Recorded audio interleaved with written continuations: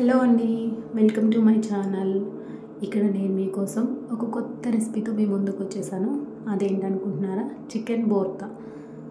Actually ఇది నార్త్లో famous dish. మన సైడ్ కొంచెం డిఫరెంట్గా అనిపిస్తుంది, కానీ తప్పకుండా ట్రై చేయండి. కొంచెం స్పైసీ తినే వాళ్ళకైతే బాగా నచ్చుతుంది.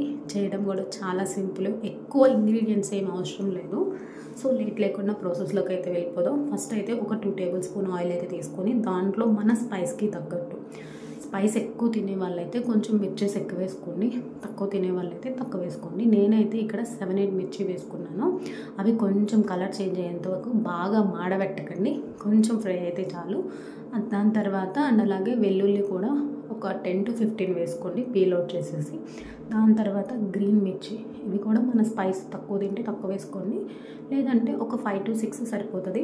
దాని తర్వాత కరివేపాకు, ఇవన్నీ కూడా మొత్తం ఫ్రై చేసుకొని పక్కన పెట్టుకోవాలి.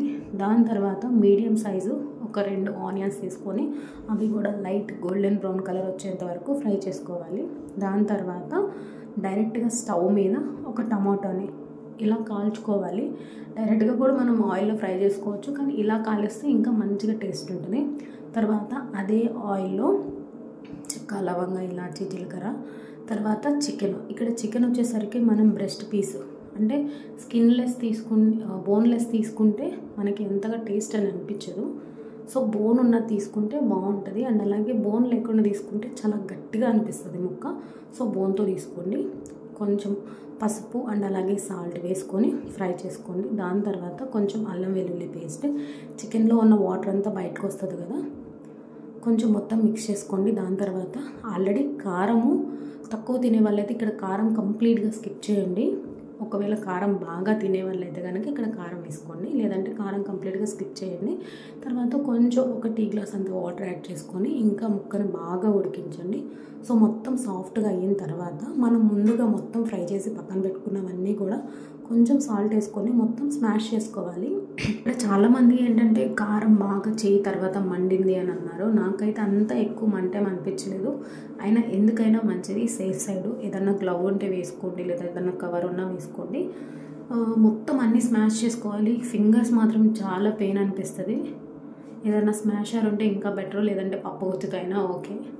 సో అవన్నీ కూడా 1 by 1 మొత్తం అన్నీ ఫింగర్స్తో, చేత్తోనే మొత్తం స్మాష్ చేసేసుకొని 1 by 1 ఎండుమిర్చి, గార్లిక్, పచ్చిమిర్చి, ఆనియన్స్, టమాటో, కరివేపాకు మొత్తం కూడా మిక్స్ చేసుకొని పక్కన పెట్టుకోవాలి.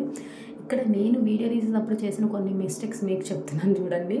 ఎవరన్నా వీడియో రికార్డ్ చేసేవాళ్ళు అయితే కనుక మీరు ఫోన్ కొంచెం దూరంగా పెట్టుకోండి. ఇవన్నీ నేను అప్పుడే కడిగేసి వేసాను కాబట్టి ఆయిల్ వేయగానే చిటపట అని ఉంది. సో అలాంటివి కొంచెం చూసుకోండి, ముందుగానే కడిగేసి పక్కన పెట్టేసుకోండి, అది బెటరు.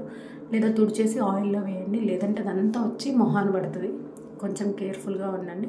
ఫోన్తో షూట్ చేసే వాళ్ళైతే ఫోన్ బ్యాక్ సైడ్ కెమెరా మీద కూడా వాడచ్చు, చూసుకోండి. నాకు ఇలానే జరిగింది, అందుకే మీకు చెప్తున్నాను.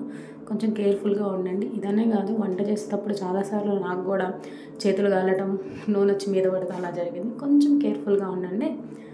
సో దాని తర్వాత చికెన్ అంతా కూడా చూడండి మొత్తం స్మాష్ అయిపోయింది. కుదిరితే మీరు ఇలా కుక్ చేసే మధ్యలోనే గంటతోనే స్మాష్ చేసుకోండి. తర్వాత చికెన్ మొత్తం చల్లారిన తర్వాత చికెన్లో ఉన్న బోన్స్ అన్నిటిని సపరేట్ చేసుకోవాలి. ఇలా బోన్స్ సపరేట్ చేసుకొని ఆ మెత్తడి పీస్ మొత్తాన్ని కూడా ఇంకా చిన్న చిన్న పీసెస్గా మొత్తం నేను వీడియోలో చూపించినట్టుగా మొత్తం స్మాష్ చేసుకోండి. అలా స్మాష్ చేసుకున్న తర్వాత మనం ముందుగా ఎండుమిర్చి ఇవన్నీ కూడా స్మాష్ చేసి పక్కన పెట్టాం కదా, ఇవి రెండింటిని బాగా మిక్స్ చేసుకొని ఒక ముద్దలాగా చేసుకొని వేడి వేడి అన్నంలో తింటుంటే ఉంది చూడండి, చాలా అంటే చాలా బాగుంది. నమ్మండి, మీరు కూడా తప్పకుండా ట్రై చేయండి ఒకసారి. మీకు నచ్చితే నెక్స్ట్ టైం మళ్ళీ ట్రై చేయండి, నచ్చకపోతే ఒక్కసారితో వదిలేయండి. బట్ నాకు మాత్రం బాగానే అనిపించింది, మరీ అంత ఇదేం లేదు. అన్ని ఇంగ్రీడియంట్స్ అన్నీ రెడీగా ఉంటే చేయటం కరెక్ట్గా ఒక 10 minutes పని. చికెన్ కూడా త్వరగా ఉడికిపోతుంది. అన్నీ ఒక 20 minutesలో మనకి చికెన్ బోర్తా అనేది రెడీ అయిపోతుంది. నెక్స్ట్ డే మీరు తప్పకుండా ట్రై చేస్తారని అనుకుంటున్నాను.